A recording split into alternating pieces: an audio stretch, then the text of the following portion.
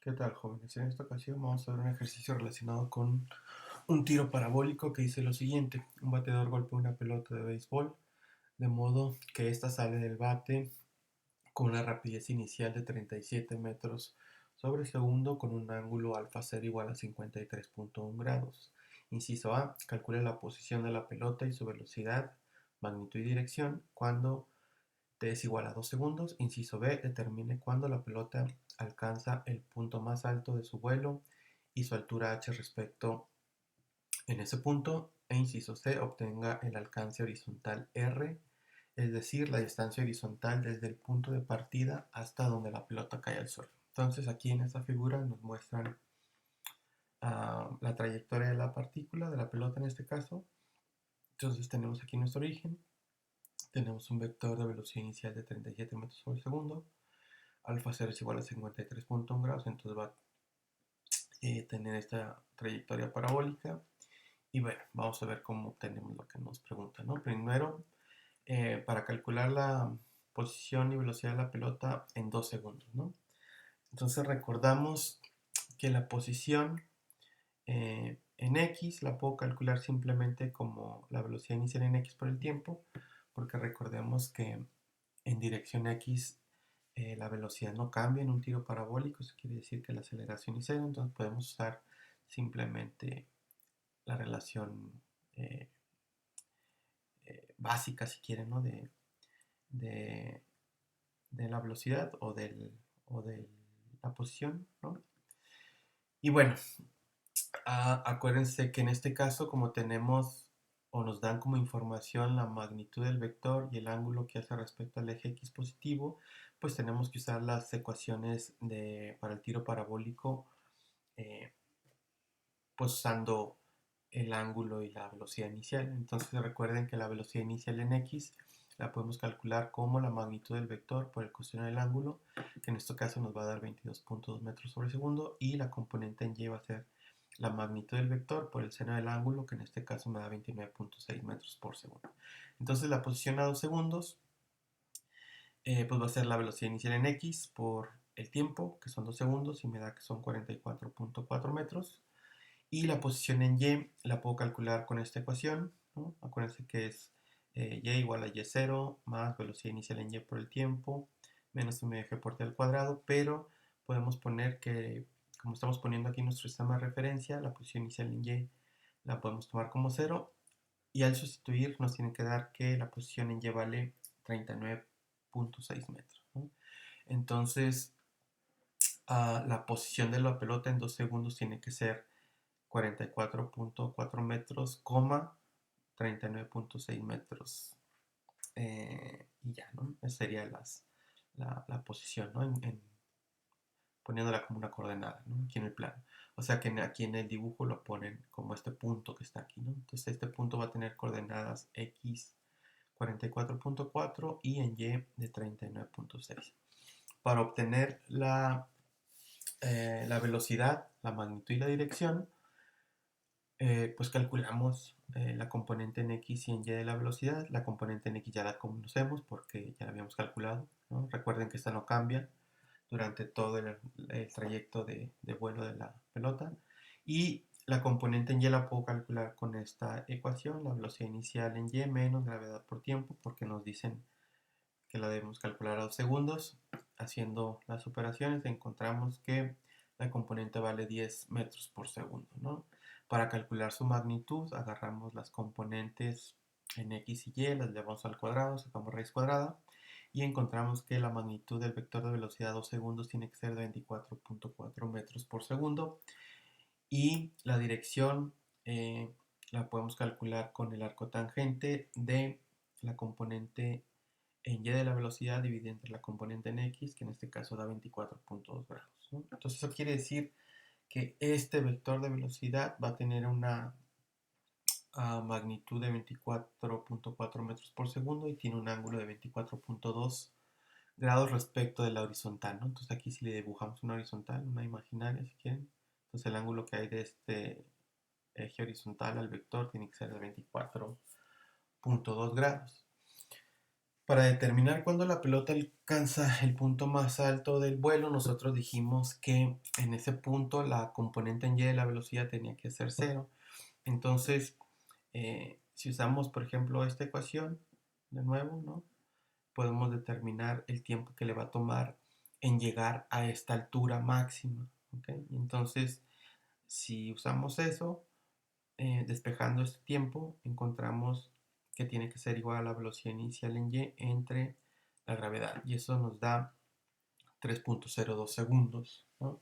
Entonces es el tiempo que le va a tomar desde que, desde que está aquí en el origen hasta que llega al punto más alto.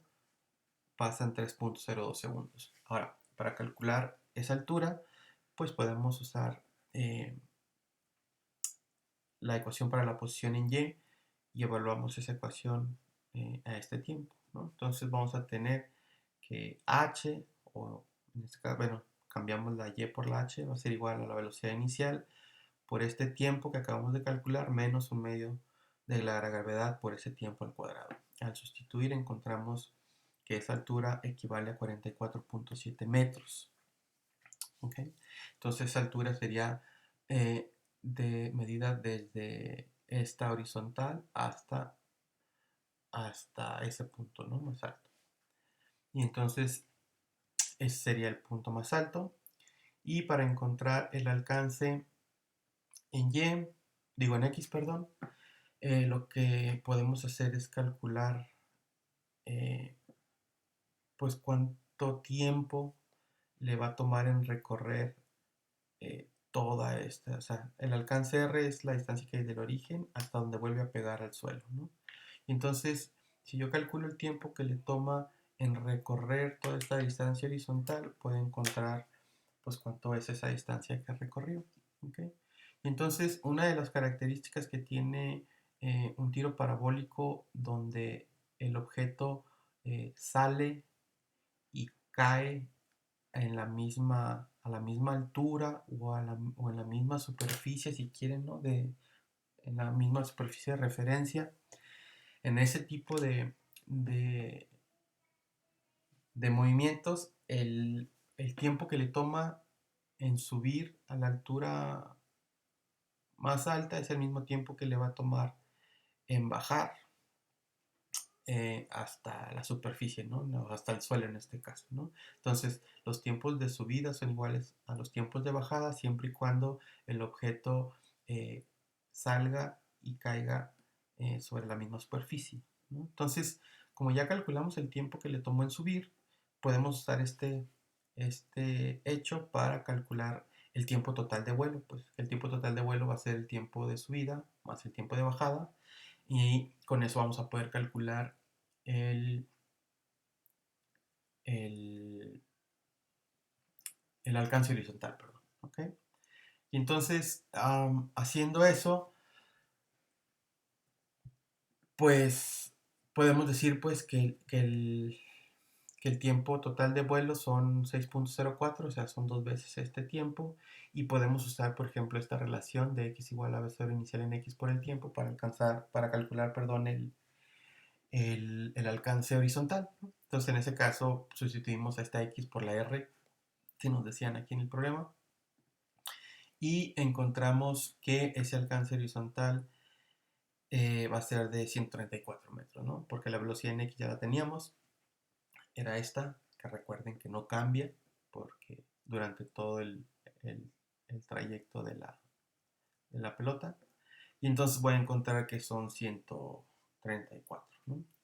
Eh, Lo otro que podemos hacer es, por ejemplo, eh, si ya sabemos que la altura máxima de la pelota fue de 44.7, podemos también preguntarnos pues cuál es el tiempo que le va a tomar en recorrer, o sea, en bajar eh, esos 44.7 metros, ¿no? Entonces podemos usar, por ejemplo, pero esta ecuación, ¿no? La de la posición, pero ahora suponiendo que el origen está acá arriba, ¿no?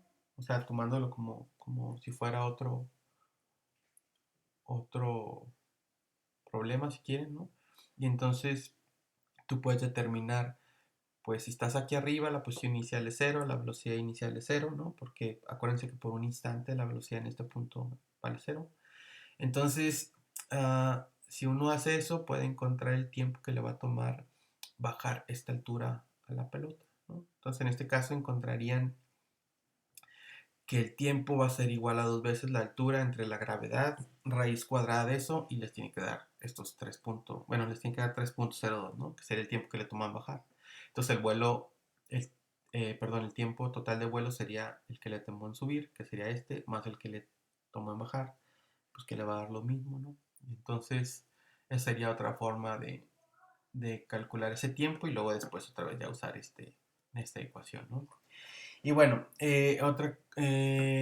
nos piden al calcular el alcance horizontal y, y bueno, ya, ¿no? Aquí nada más, o sea que la distancia desde el origen hasta este punto R mayúscula vale 134 metros y aquí nada más están calculando la componente vertical de la velocidad cuando la pelota toca en el suelo, ¿no? Entonces esa la puedo calcular con esta ecuación, ¿no? O sea, la velocidad cuando, cuando toca el suelo, ¿no? En dirección Y tiene que valer menos 29,6 metros por segundo, ¿ok?